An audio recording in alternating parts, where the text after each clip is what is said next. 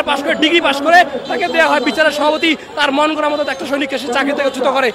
আজকে আমরা এখানে সবাই একত্রিত হয়েছি, আপনারা যাদেরকে দেখতে পাচ্ছেন তারা প্রত্যেকেই এক একজন করে দেশপ্রেমিক। আজকে আমরা এখানে ভাত আর রেশনের জন্য এখানে সাথে আসিনি, আমরা প্রত্যেকে দেশকে ভালোবাসি আর এই দেশের জন্য নিজেদের প্রাণ নিবেদিত করেছি বিধায় আজকে আমরা এখানে হাজির হয়েছি। আমাদের চাওয়া তিনটা।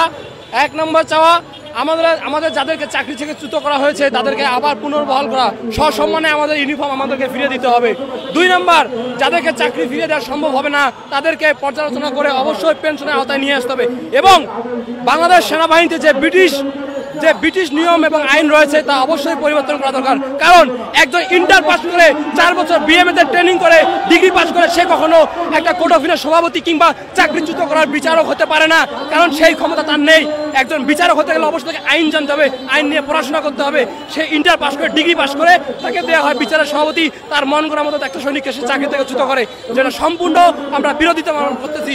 আমরা চাই এদেশের আমরা যারা সেনাবাহিনীর সদস্য ছিলাম, দেশ সেবার জন্য নিজেদেরকে প্রতিজ্ঞাবদ্ধ হয়েছি, আবারও দেশের সেবার জন্য আমরা ইউনিফর্ম পরিধান করতে চাই এবং বাংলাদেশের বর্তমান যে অস্থিতিশীল পরিস্থিতি, এই পরিস্থিতির মোকাবেলা করে দেশকে একটি শান্তি শৃঙ্খল পরিণত করতে চাই, এটাই আমাদের চাওয়া।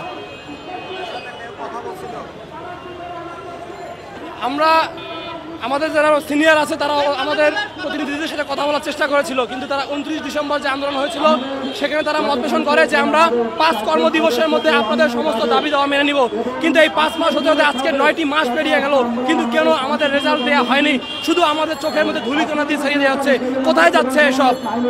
আজকে তো আমাদের রাজপথে থাকার কথা না, আজকে আমাদের ইউনিফর্ম নিয়ে এই দেশের সেবার জন্য সবার পাশে দাঁড়ানোর কথা, দেশের এই অস্থিতিশীল পরিস্থিতি দেশের মানুষের নিরাপত্তা নিশ্চিত করার কথা।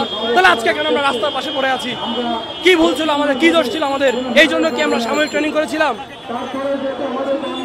আমাকে চাকরিচ্যুত করার শুধু আমাকে না, এখানে 99% সমস্যা একটাই, আপনি একটা 500 টাকা দিয়ে রাস্তার মেয়েকে দিন, দিয়ে বলবেন সৈনিকের নামে গেটে গিয়ে বিচার দিন।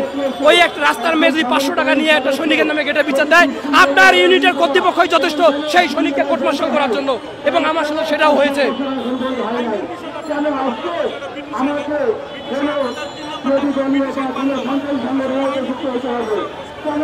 ব্রিটিশ আইন বলতে আমি যেটা চাই, আমাদের পাক সেনা এবং ব্রিটিশদের আইনের ছিল সেই ধারাবাহিকতা এখনো আছে।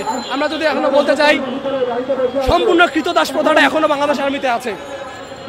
আমরা ব্যক্তিগত কথা বলি, আমি মেজর মাসনুর আমার 3 ফিল্ড রেজিমেন্ট নাটিলাতে ছিল, তার জুতা পালিশ করিনি জন্য সে আমার উপর ক্ষোভ প্রকাশ করেছে।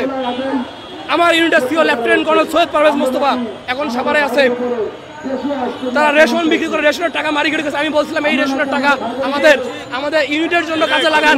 সে এই ক্ষোভের জন্য আমাকে একবার 28 দিনের সশ্রম কারাদণ্ড দেয় এবং তার পরের দিনে আমাকে কোর্ট মার্শাল করে পাঠিয়ে দেয়। কেন?